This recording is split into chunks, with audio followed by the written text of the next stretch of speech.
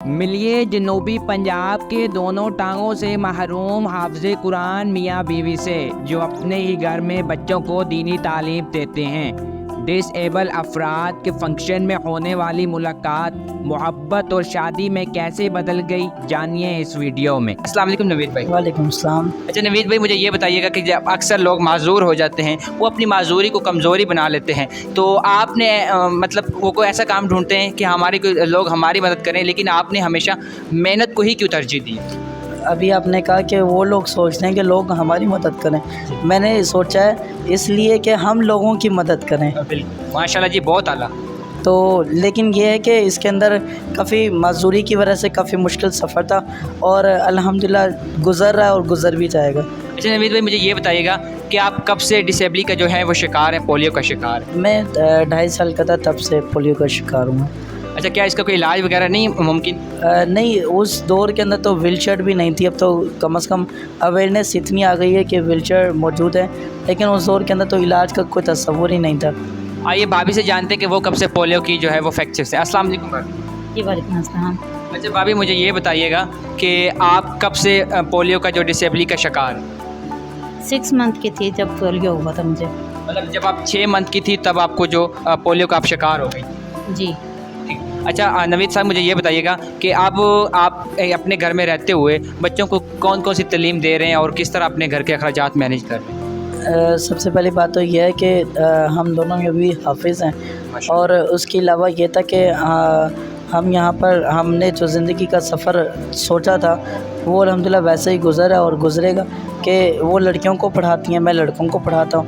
हम दोनों एक दूसरे को सपोर्ट करते हैं ताकि हम अपनी अज़दवाजी ज़िंदगी अच्छे तरीके से गुजार सकें। अच्छा नवीद भाई, हमने ये भी सुना है कि आप लोगों ने नेक नीति से मोहब्बत की शादी भी की।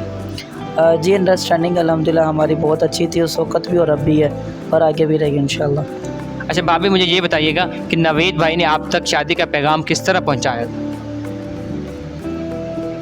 मेरे मामू के बेटे थे, कज़न भाई, तो वो इनके टीचर थे, तो उनके थ्रू इन्होंने पैगाम भेजा था। आपने नवीद भाई को पहली दफ़ा कहाँ देखा था? रमादा होटल में। रमादा होटल में। तब आपको इस चीज़ का इल्म था कि इनके साथ जो है ये मेरे हम सफ़र बनेंगे, इनके साथ मेरी शादी हो जाएगी? नहीं, बिल्कुल भी नहीं था। अच्छा, जब आप नवीद भाई आपने इनके घर शादी का पैगाम भेजा तो किस तरह ये सारा वो प्रोसेस था? दरअसल जोड़े आसमानों पर बनते हैं तो आज ज़मीन पे भी बन गए। वो तरजीब रहता है। हमने तो अल्लाह तवक्कल जो ना वो जोड़े आसमानों पर बनते हैं। तो वो मेरे टीचर थे, कंप्यूटर टीचर थे, उन्होंने ये बात शेयरिंग की तो उन्होंने कहा कि उनकी कज़न है, वो हाफ़िज़ा हैं और डिसेबल हैं। तो फिर घर वालों से मशवरतन बात करके घर वालों को बता दिया था। फिर ये था कि हिफ्ज़ कुरान के साथ साथ अपना मुझे दुनियावी लिहाज से स्पीच कंपटीशन के अंदर मुझे रमादा होटल के अंदर जो ना मौका मिला था वहाँ पर, तो वहीं पर फिर हमारी मुलाकात हुई थी। रमादा होटल क्या करने गए? स्पीच कंपटीशन था। स्पीच कंपटीशन था। तब आपने देखा कि यह होने वाली हमारी भाभी भी हैं? तकरीबन ऐसा सोचा नहीं था, लेकिन अल्लाह तवक्कल ये था कि जो ना बस बन गए जोड़ा। ठीक है। जब रमादा होटल में पहली दफ़ा देखा तो भाभी से क्या बातचीत हुई थी? मैं स्टेज पर था, कोई बात नहीं थी। भाभी, मुझे ये बताइएगा कि आपके कितने बच्चे हैं नवीद भाई की जो है शादी जब आप? 2 बेटियाँ मेरी। अच्छा। बेटा था वो फौत हो गया। जी। अब आप घर में रहते हुए कौन सी जो है वो मतलब बच्चों को तालीम, दीनी तालीम और फलाही और ऑनलाइन दे रहे हैं? कि मैं नाज़रा की क्लासेस दे रही हूँ, हिफ्ज़ की वो हैं बच्चियाँ जो मतलब वो भी मेरे पास हैं, और ख़वातीन भी हैं जो याद करने के लिए आती हैं, जो सबक सुनाने के पढ़ने के लिए भी आती हैं, तो उनको भी मैं दीनी तालीम दे रही हूँ, हिफ्ज़ और नाज़रा दोनों। अच्छा नवीद भाई, मुझे ये बताइएगा, जो वालिदैन अपने बच्चों को पोलियो के कतरे नहीं पिलवाते कि शायद इससे कोई नुकसान होता है, तो आप उन वालिदैन को क्या पैगाम देना चाहेंगे? वो ना पिलवा कर नुकसान करते हैं। मेरे ख़्याल से अगर पिलवा लेंगे तो ज़्यादा अच्छी बात है।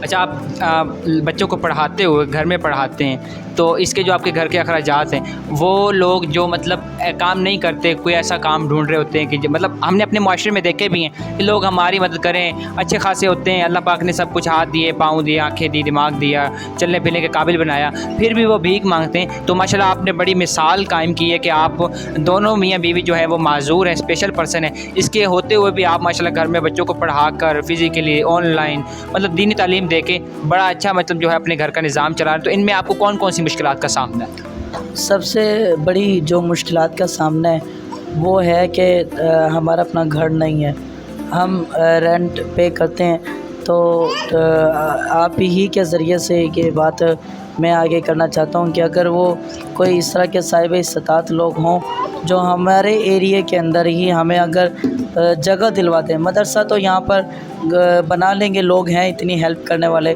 तो अगर यहाँ पर अगर जगह दिलवा देते हैं। फिर दूसरे नंबर के ऊपर ये था कि हमारा जो माजूरी है वो हम माजूर नहीं है, माजूर हमारा माशरा है, माजूर हमारा जो हमारे इर्द गिर्द रहता है वो मोहल्ला है। फिर सबसे बढ़कर माजूर हमारी हुकूमत है जो हमारे कानून तो बनाती है लेकिन उनके ऊपर अमल नहीं करवाती।